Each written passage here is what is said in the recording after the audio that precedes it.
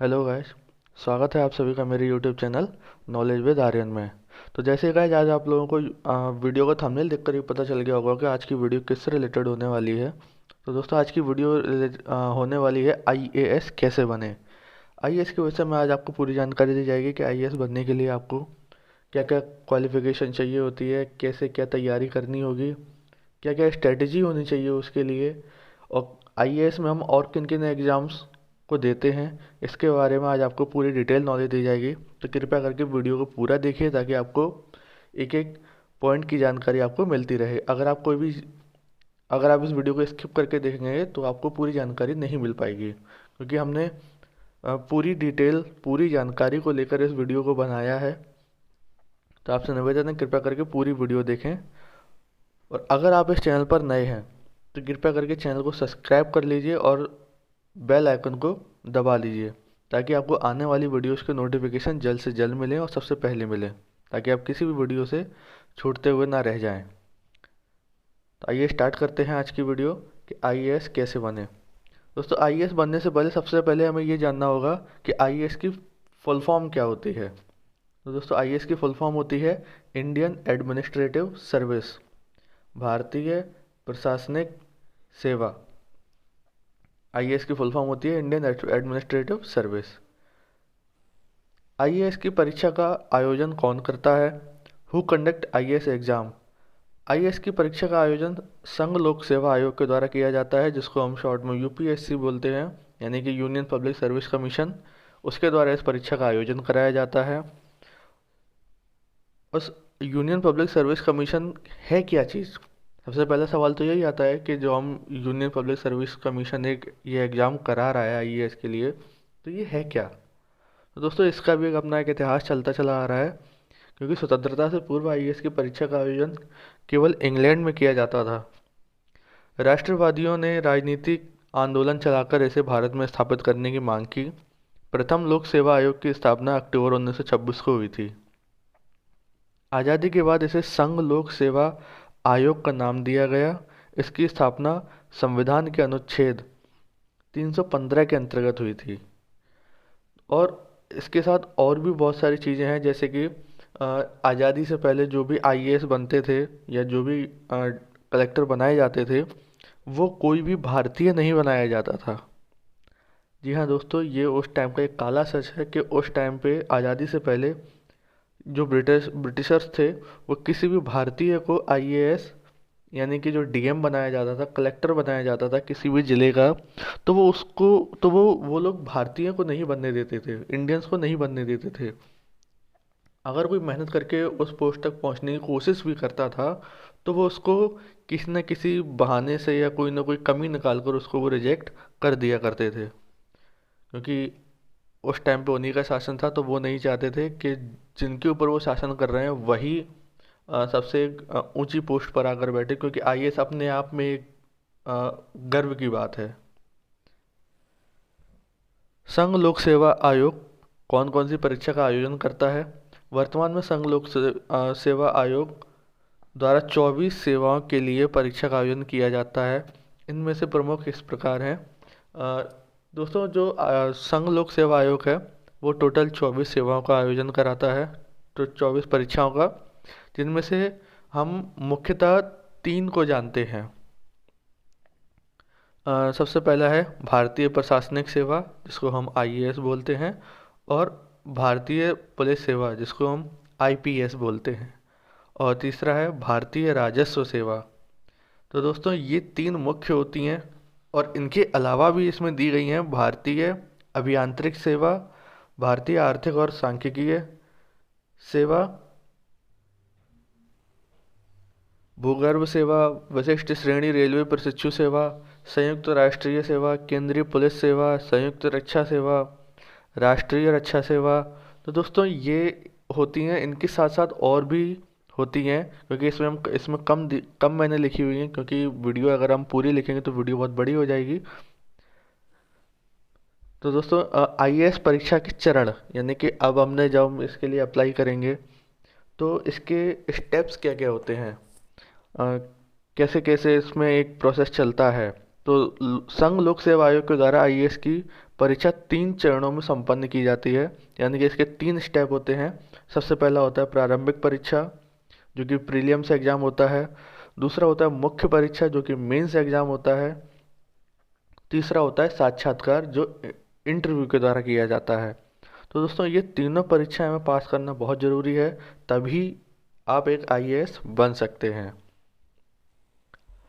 IAS परीक्षा के लिए योग्यता, दोस्तों ये एक कुछ लोगों के लिए बहुत ही कन्फ्यूजन वाला टॉपिक होता है कि हमें इसके लिए क्या करना चाहिए, किस चीज़ से हमें ग्रेजुएशन करनी चाहिए, क्या हम इंटर से फॉर्म डाल सकते हैं या ग्रेजुएशन ही करनी पड़ेगी, और ग्रेजुएशन करें तो किस सब्जेक्ट से करें। तो दोस्तों इसके लिए आपको ज़्यादा टेंशन लेने की या कोई परेशान होने की कोई ज़रूरत नहीं है, ना ही कोई कन्फ्यूजन पैदा करने की ज़रूरत है। कोई भी कुछ भी कह रहा हो, आपको अपने अकॉर्डिंग चलना है।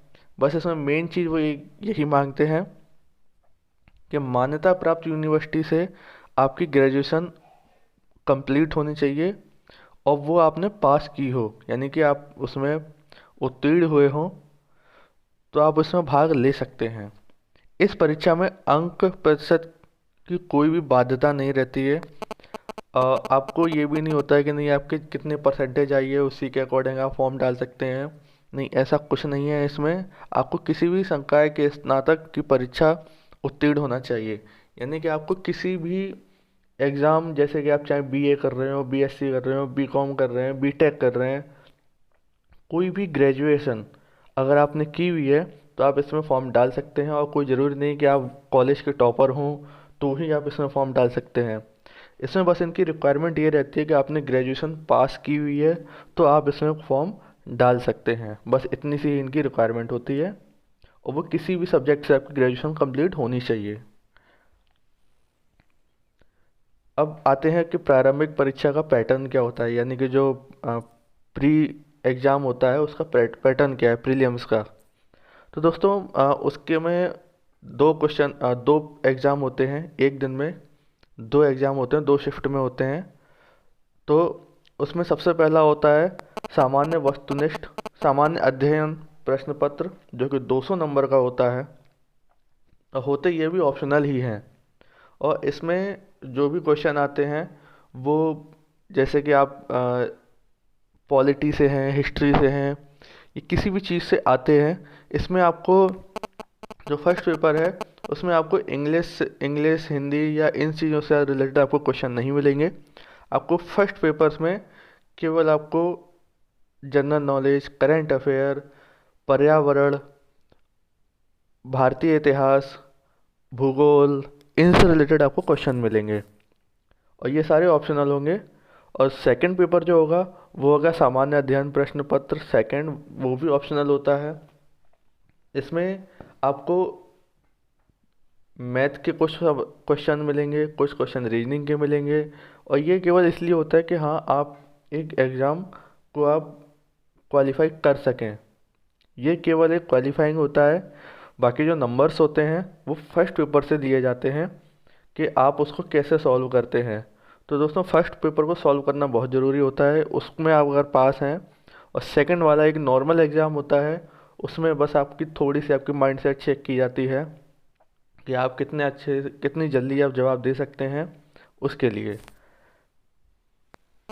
नेक्स्ट है मुख्य परीक्षा पैटर्न, यानी कि मेंस के लिए हमें क्या क्या पैटर्न होते हैं उसके लिए। तो दोस्तों इसके लिए मेंस में इसमें टोटली 9 एग्ज़ाम होते हैं। जब आप प्रीलिम्स को पास कर लेते हैं तो उसके बाद जब आपको मेंस में एग्ज़ाम देने जाते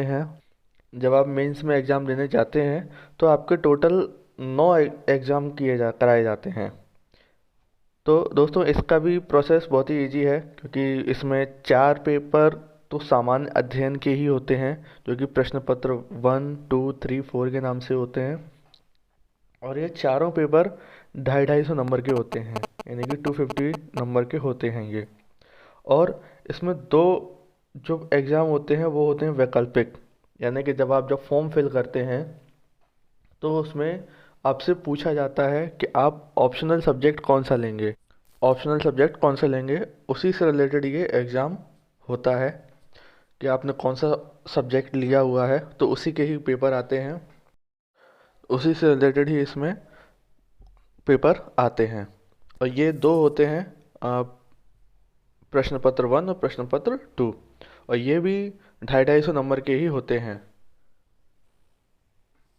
और एक आता है निबंध लेखन का, यानी कि इसमें आपको एक टॉपिक दे दिया जाता है जो कि कुछ भी हो सकता है, चाहे वो किसी भी परेशानी से हो या किसी भी चीज़ से रिलेटेड एक टॉपिक आपको दे दिया जाता है, उसके बारे में आपको एक ऐसे लिखना पड़ता है।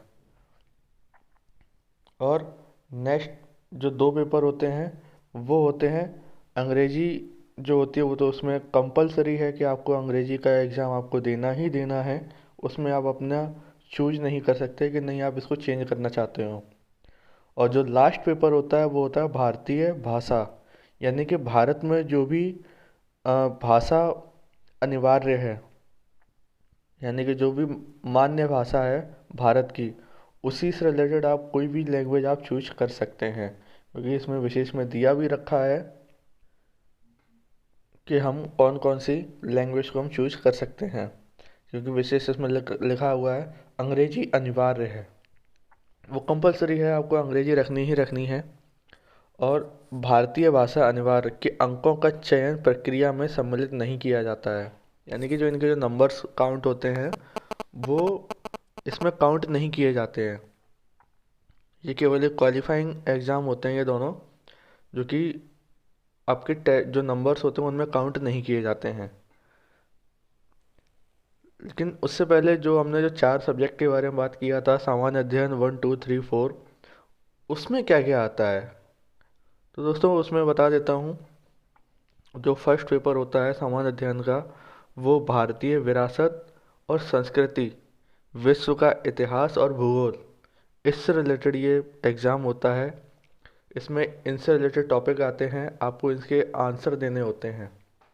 दोस्तों थोड़ी सी एक एडिशनल जानकारी और देना चाहूँगा कि जो प्रीलिम्स का जब हम एग्ज़ाम देते हैं तो वो होते हैं ऑप्शनल, क्योंकि उसमें आपको बस टिक लगाना होता है, वो आपका आंसर सही हो जाता है, वो 1 वर्ड आंसर होता है, बस इतना ही होता है।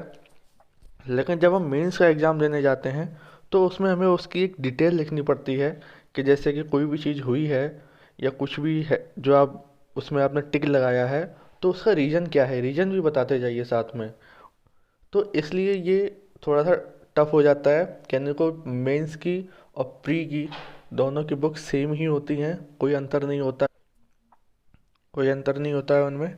वो तो बस इसलिए कराया जाता है ताकि जो प्री का जो एग्ज़ाम देते हैं तो जो 1 वर्ड आंसर देते हैं तो उसमें क्या होता है कि जो क्रीमी लेयर होती है वो निकल कर आ जाती है, कि हाँ, क्योंकि आपने देखा भी होगा कि जैसे कि अगर 11 लाख बच्चे अगर फॉर्म डालते हैं और उनमें से अगर 8 लाख बच्चे अगर एग्ज़ाम देने जाते हैं, तो जब उसकी जो एग्ज़ाम होते हैं मेंस में जब पहुंचते हैं, तो 8 लाख में से भी तकरीबन 1 से 1.5 लाख बच्चे वहाँ पहुँचते हैं मेंस का एग्ज़ाम देने के लिए, क्योंकि एग्ज़ाम दिखता बहुत इजी है कि बस ये करना है और ये सारी बुक हैं, इनको पढ़ लेंगे हो जाएगा हमारा काम।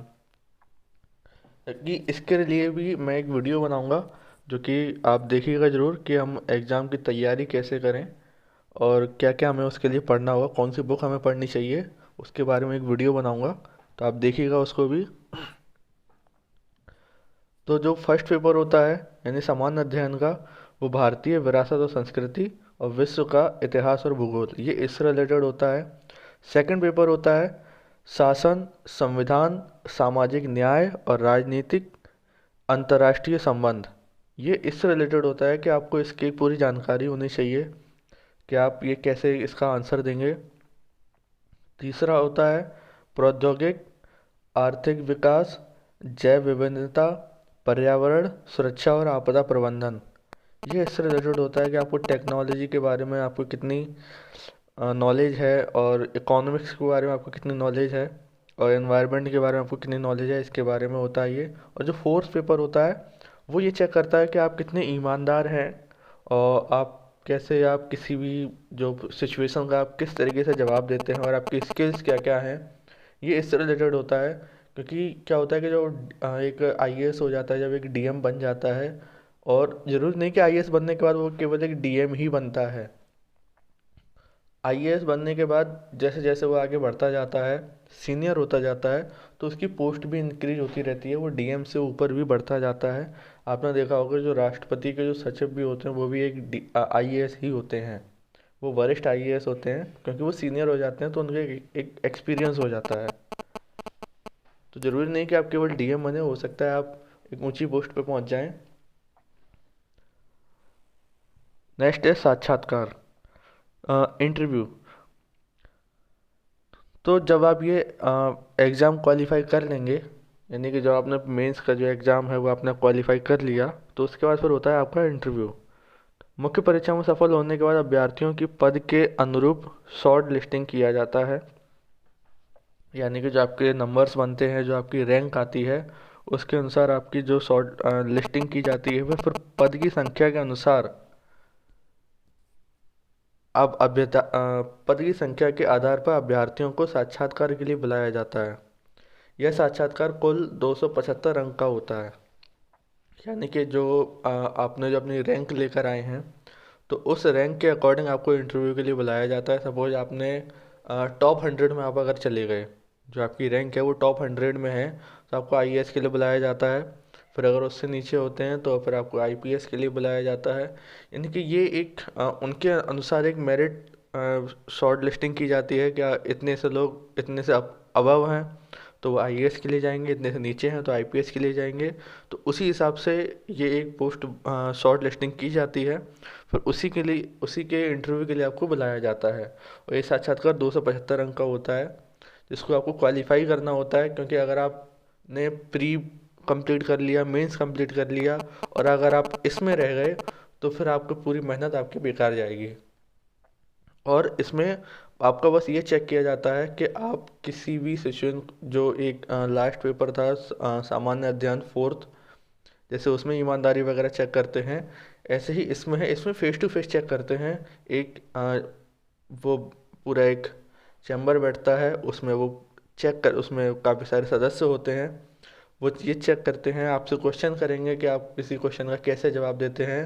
क्योंकि जब एक किसी राज्य में या किसी ज़िले के जब आप डीएम होते हैं या किसी के आप सचिव होते हैं, तो आपके सामने ऐसी सिचुएशन आती रहती हैं कि आपको तुरंत उनका देन एंड देयर जवाब देना होता है, थोड़ा सा सोच के कि आप कैसे जवाब देते हैं और कितना अच्छा आप जवाब देते हैं। तो वो वही चीज़ें करते हैं कि आप कितनी परेशानियों को आप कैसे हैंडल करोगे, तो वही चीज़ उस इंटरव्यू में चेक करते हैं। और आते हैं चयन का आधार, बेस ऑफ सिलेक्शन। परीक्षा के तीनों चरणों में सफल होने वाले अभ्यर्थियों को भारतीय प्रशासनिक सेवा इंडियन एडमिनिस्ट्रेटिव सर्विस के अंतर्गत आने वाले पदों के लिए चयनित किया जाता है। जिस अभ्यर्थी की रैंक सबसे अच्छी होती है उन्हें आईएएस के पद पर चयनित किया जाता है। जिनकी रैंक कम होती है उन्हें अन्य पदों पर नियुक्ति प्रदान की जाती है। जिन्हें कुछ वर्षों की सेवा के बाद पदोन्नति के बाद आईएएस का पद प्रदान कर दिया जाता है। चयन के लिए मेरिट मुख्य परीक्षा और साक्षात्कार के अंकों के आधार पर बनाई जाती है। यानी कि जो अभी मैंने बताया था कि जो टॉप रैंकर्स हैं उनको आईएएस का पद दिया जाता है, फिर जो उससे नीचे हैं उनको आईपीएस या जो और अन्य पोस्ट हैं वो दी जाती हैं। लेकिन इसमें एक और चीज़ होती है कि जैसे कि अगर आप इसमें आपको सिलेक्शन हो गया, आपको अगर आईएएस का पोस्ट नहीं मिल पाया, उससे नीचे का पोस्ट मिला हुआ है, तो जब आपने ज्वाइनिंग कर ली तो एक समय के बाद, यानी कि जब आपका एक्सपीरियंस मिलता जाता है, तो जब प्रमोशंस होते हैं तो उसमें आपको आईएएस बना दिया जाता है। क्योंकि प्रमोशंस हर डिपार्टमेंट में होते हैं, जो भी गवर्नमेंट डिपार्टमेंट है उनमें प्रमोशंस होते रहते हैं, तो वो उसमें आपको उससे अबव ऊपर पहुंचा दिया जाता है। आईएएस के लिए तैयारी कैसे करें, तो दोस्तों ये एक इम्पॉर्टेंट टॉपिक है कि आईएएस के लिए हम तैयारी कैसे करें। तो आईएएस की परीक्षा का स्तर इस प्रकार से बनाया गया है कि इसमें केवल योग्य व्यक्ति ही आ सकें, इसलिए तैयारी का स्तर भी इसी के अनुरूप होना चाहिए। आप इसकी तैयारी इस प्रकार करें। दोस्तों बता देता हूँ कि इसकी आपको तैयारी किस प्रकार करनी है, क्योंकि बहुत सारे पॉइंट्स के अकॉर्डिंग मैंने बनाए हुए हैं क्योंकि ये आईएएस का एग्ज़ाम एक कोई ये नहीं कि एक छोटा मोटा सा एग्ज़ाम है। इसमें आपको जो शुरुआती लेवल है उसमें आपको एक ज़िले को संभालना है। तो ज़िला एक बहुत बड़ी चीज़ होती है कि आपको एक ज़िले को संभालना है, तो उसके लिए आपको बहुत सारी प्रिपरेशन करनी होती है, बहुत तैयारी करनी होती है, सारी चीज़ें समझनी होती हैं। क्योंकि जब आपने देखा होगा कि जब आप घर पर होते हैं या कोई छोटा बच्चा होता है, वो अगर आपसे कोई सवाल करता है और उसका जवाब देने के लिए केवल आप ही उत्तरदायी हैं, तो वह आपसे सवाल करता है तो वो ये समझता है कि इनको हर चीज़ पता है, तो वो इसीलिए आपसे ही सवाल करता है और आप उसका जवाब देते हैं। तो यही एक आईएएस का काम होता है कि उसको हर एक चीज़ के बारे में नॉलेज होती है।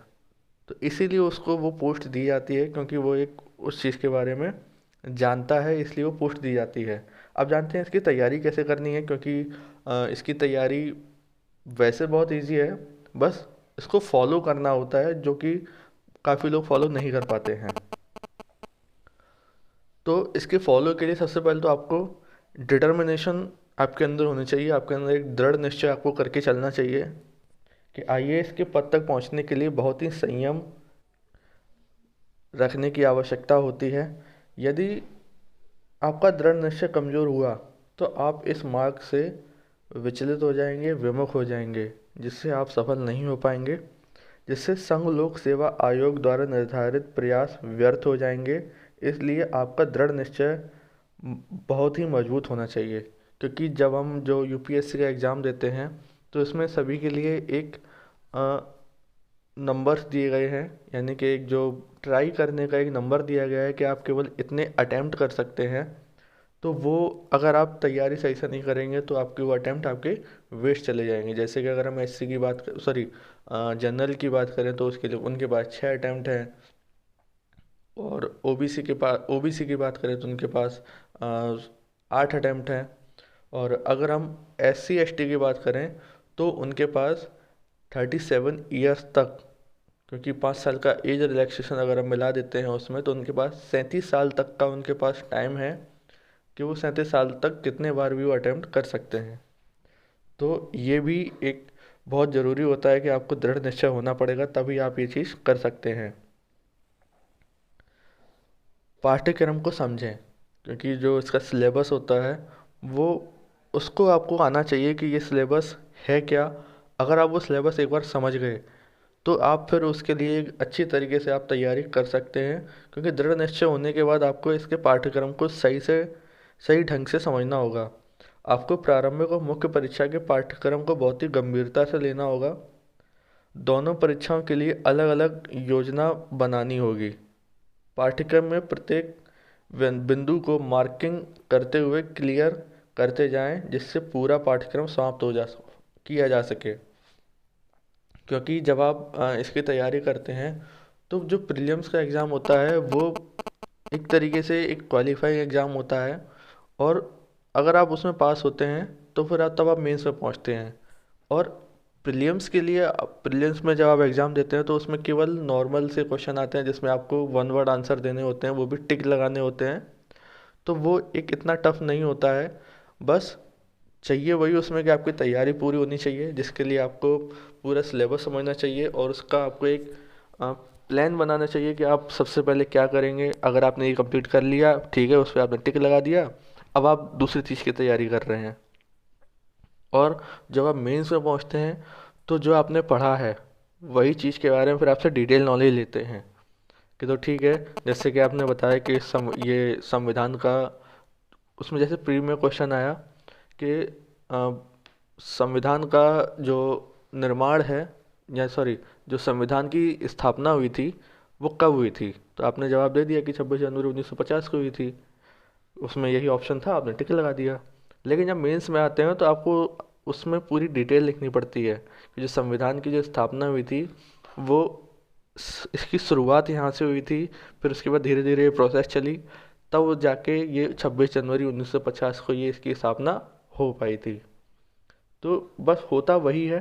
बस प्री में क्या होता है कि एक वन वर्ड आंसर दे दिया, और मेंस में होता है कि आपको पूरी इसकी डिटेल, यानी कि ये कहाँ से शुरू हुआ था तब जाके ये लागू हुआ है। इसकी आपको पूरी डिटेल देनी होती है।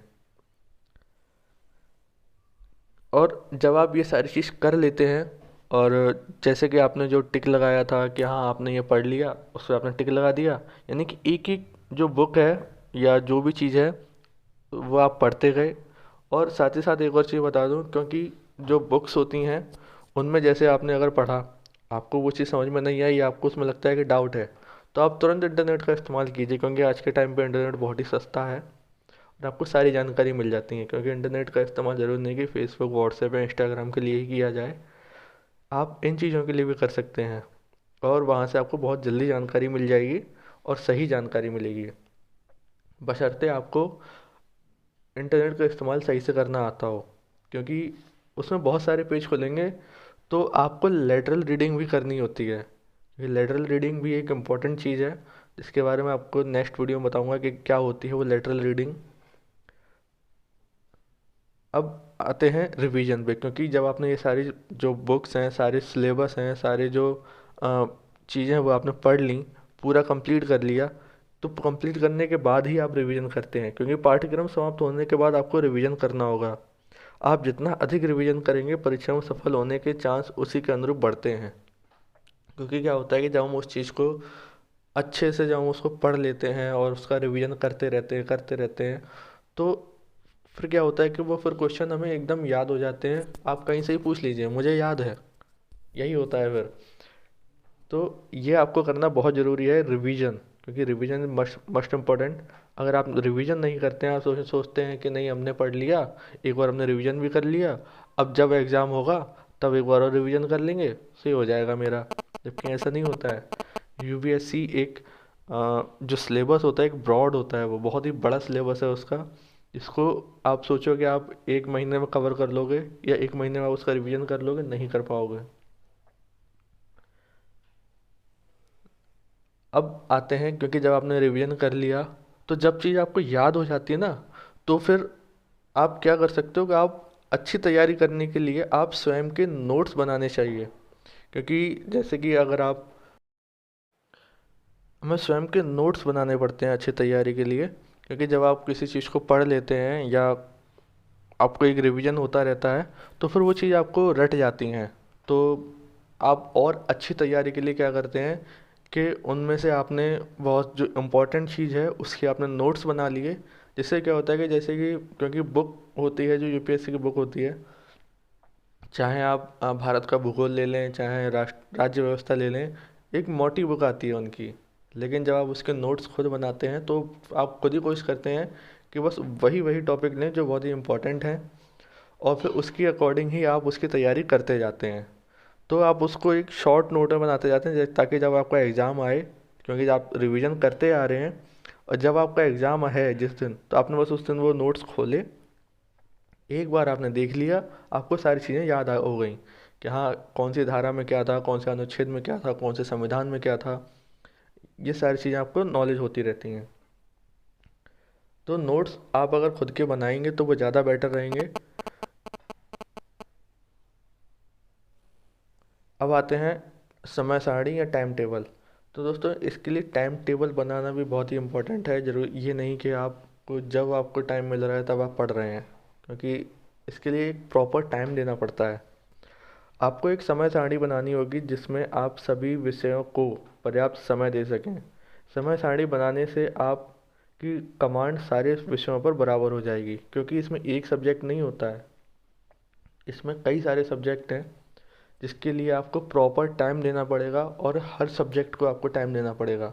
ये नहीं कि जैसे कि अगर आपको हिस्ट्री पसंद आ रही है तो आप पूरा टाइम आपको आपने हिस्ट्री को ही दे दिया, तो ये नहीं होता है। इसमें आपको सारे सब्जेक्ट्स को आपको बराबर टाइम देना पड़ता है और सारे सब्जेक्ट की आपको तैयारी करनी होती है। अगर आप उनको अच्छे से तैयारी नहीं करेंगे, उन सभी को टाइम नहीं देंगे, तो आप कमांड जो है ना आपकी सारे सब्जेक्ट्स में नहीं हो पाएगी। फिर कोई ना कोई एक सब्जेक्ट आपका कमज़ोर रह जाएगा और वही आपको आपके सफलता में एक अवरोध, यानी कि जो एक ब्रेकर बन जाएगा कि नहीं आप ये क्वालिफाई नहीं कर सकते हैं। अब अपने तैयारी को चेक कैसे करना है? तो दोस्तों इसकी तैयारी को अगर आपको चेक करना है तो जो ऑनलाइन जो मॉक टेस्ट होते रहते हैं, तो आप उसमें पार्टिसिपेट कर सकते हैं, क्योंकि आप समय समय पर अपनी तैयारी चेक करते रहें। इसके लिए आपको मॉडल प्रश्न पत्र को हल करना चाहिए। आप ऑनलाइन मॉक टेस्ट में भी भाग लेकर अपनी तैयारी की जांच कर सकते हैं। तो जब आप एग्ज़ाम देते हैं या जब आप इसकी तैयारी करते हैं, तो आपको बहुत सारे जो मॉक टेस्ट के लिए या प्रैक्टिस सेट होते हैं यूपीएससी के प्रीवियस ईयर के, क्योंकि प्रीवियस ईयर के जब आप तैयारी करते हैं तो वो ज़्यादा बेटर रहता है।